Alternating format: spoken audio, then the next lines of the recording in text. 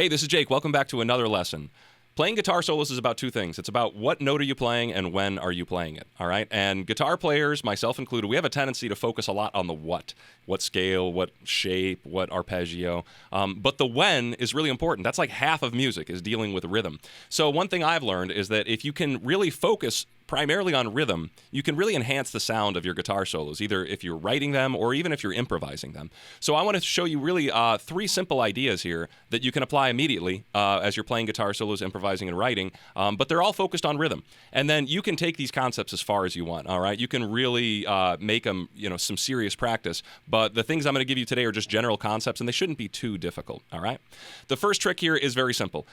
This is something I see a lot of beginner players do, and it's not horrible, but this is a quick tip to make yourself sound a little bit more musical and a little bit more mature as a lead player, is do not always play on the one beat. Okay? You can start your guitar solos late. You can start after the one beat, and it actually gives you a nice effect, all right? It sounds like, it's like coming to the party fashionably late, It's like this little surprise afterward where you're expecting something to happen right away because somebody counted you off for a solo or the solo is about to begin, and you're left just wondering, and then you get smacked in the face with a solo, all right? A lot of players do this, and it's a great little technique, and, when you're writing or improvising, it's an easy thing to apply. So here's what I'm going to do. I'm going to press play on a jam track, and I'll improvise over it 2 times. The first time, I'll only be playing on the one beat, and that'll give you the traditional sound that I found myself playing into a lot. But then the second time around, I'll start playing after the one beat, all right? So when the solo counts in, you'll see me just wait a little bit, and then I'll try and surprise you with that note. This has a nice little effect, all right? The jam track that I'll be playing over is provided in the description, so you can click on that if you want to play along to it.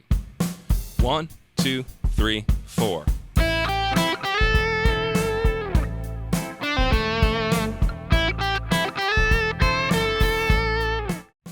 1, 2, 3, 4.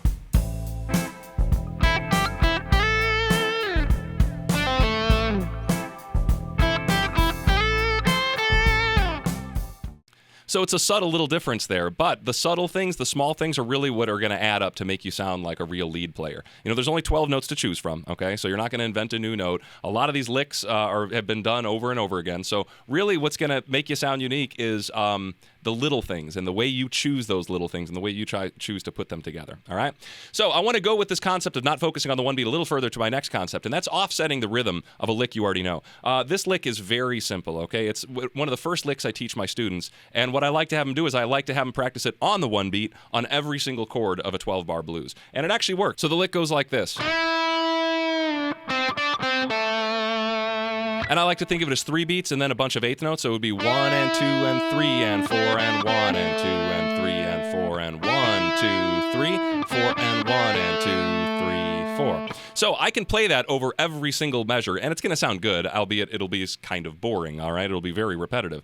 However, I can actually get more mileage out of that lick just by offsetting it, maybe by a quarter note. Instead of starting it on the 1 beat, starting it on the 2 beat, starting it on the 3 beat, starting on the 4 beat. Now, this might sound easy, but actually it's kind of hard to play this exactly the same way, just offset a few quarter notes. So I should show it on screen here. You should be able to see it, but it actually feels different because you're ending on the notes of the backbeat instead. You're ending on different parts of the meter, and it just feels different.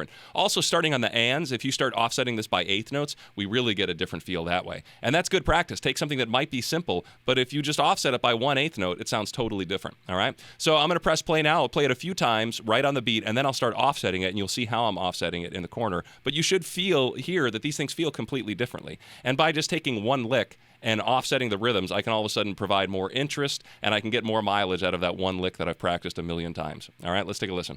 Starting on the downbeats. 2, 3, 4. 1,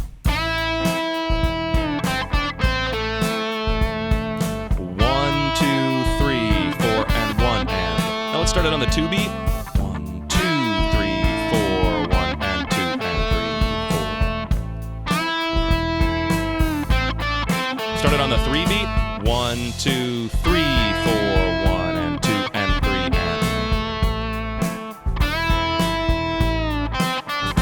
Now, let's try starting it on one of the ands, all right? We'll syncopate it. We'll start it on the and after 1. 1, 2, 3, 4, 1 and 2 and 3 and 4 and 1 and 2 and 3 and 4 and 1 and 2. On the and after 2, 1 and 2 and 3 and 3 and 1 and 2 and 3 and 4 and 1 and 2 and 3. There it is. 1 after 3, all right? 1, 2, 3, and 4, and 1, and 2, and 3, and 4. 1, and 2, and 3, and 4, and 1, and 2, and 3, and 4. 2, and 3, and 4, and 1, and 2, and 3, and 4. All right? So it gets kind of weird, right? It's definitely good exercise just to be taking these things through different permutations. But you feel that it does become different when you end that note on a downbeat, or you end that lick on a downbeat. It becomes a completely different lick, and it has a completely different context, a completely different feeling. So, you know, the way I see this is that you're getting more bang for your buck, all right? You already practiced these licks, so why not practice them in different positions, in different contexts, different scenarios, and you might realize that they can function more than one way, all right?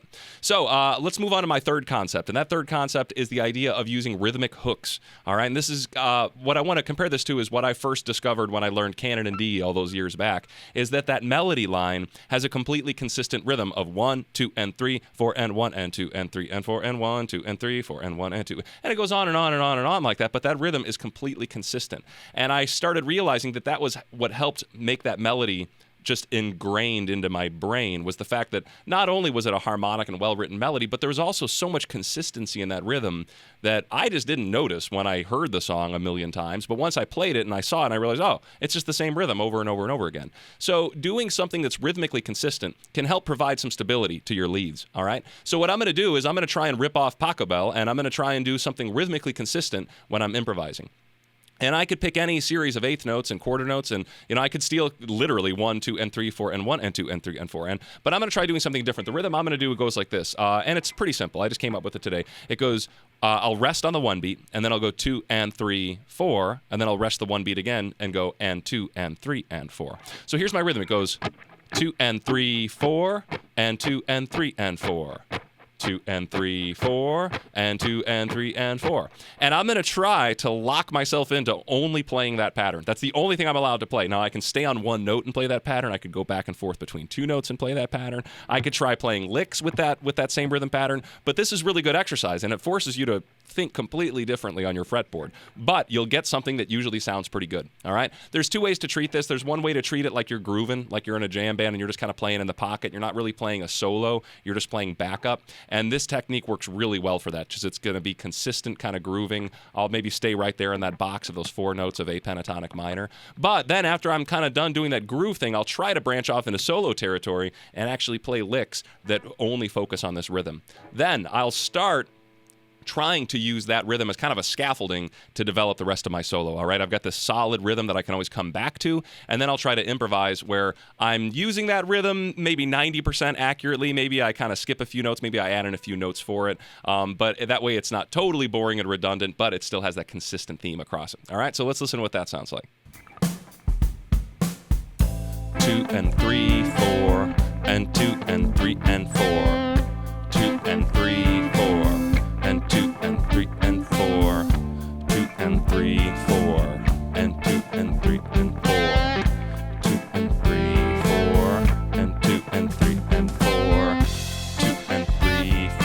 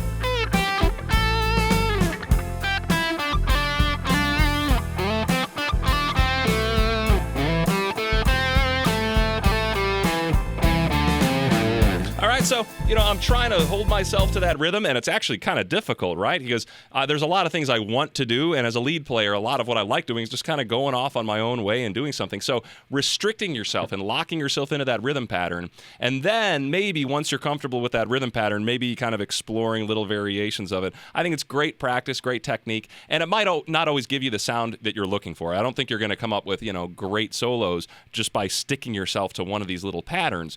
But, these are things I want you to incorporate into your playing and into your writing, into your improvising in little bits. All these things are like salt. If you do too much of this, it's just going to be way overdoing it. So you got to find the right areas to just, sparingly and judiciously use these techniques. But, using repetition is always a great part of improvising. It always keeps your listener engaged, but repetition can get boring. However, if you repeat yourself and maybe alter the rhythms a little bit, you can get away with a little bit more. So I hope this gives you a little insight into incorporating rhythms into your playing.